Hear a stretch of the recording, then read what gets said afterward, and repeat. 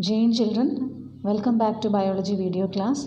Today we are going to start a new chapter number 13, organisms and population. Ecology is studying interactions between living organisms and the environmental factors. Ecology is basically concerned with the 4 levels of biological organization. They are organisms, populations, communities and biomes. In this chapter, we explore ecology at organismic and population levels. Ecology at organismic level is essentially physiological ecology, which tries to understand how different organisms are adapted to their environment in terms of not only survival but also reproduction. Then comes biomes. Biomes example are desert, rainforest and tundra. Biomes are created because of annual variation on the earth. This is because of the rotation of earth around the sun. Seasons are created because of the rotation of the earth.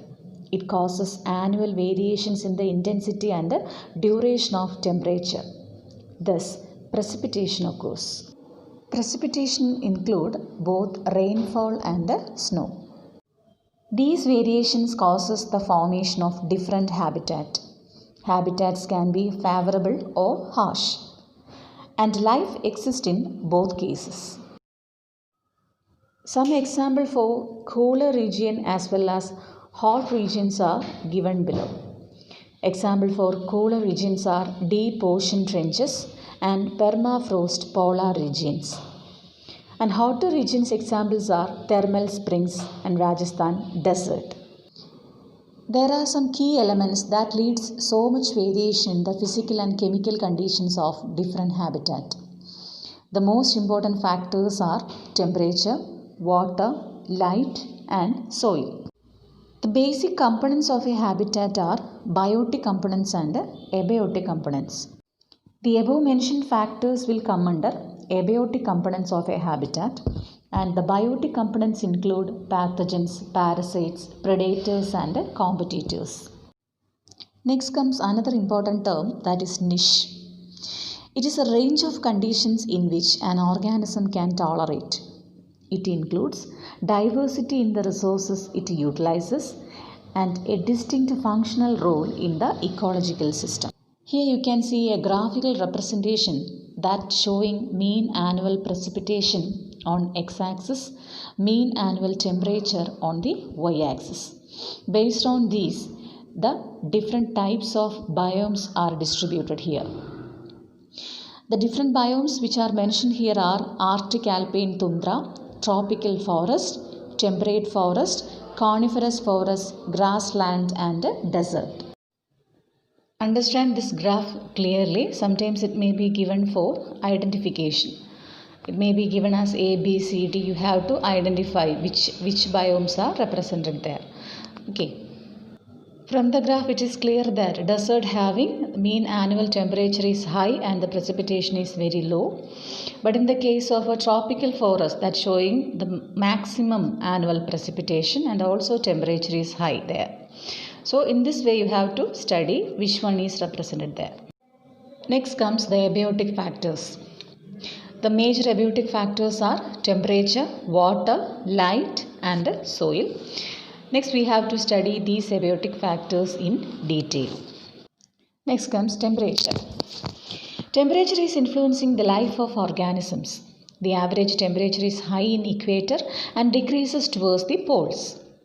Average temperature is low on mountain tops.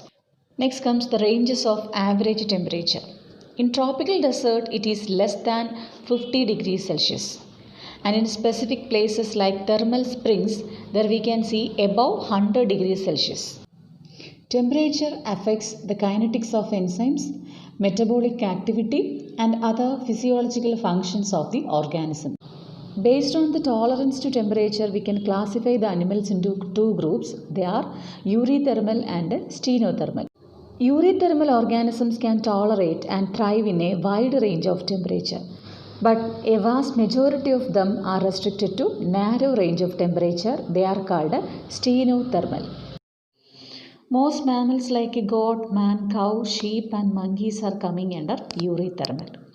And stenothermal organisms, the common examples are coral reefs and some reptiles. Second abiotic factor is water.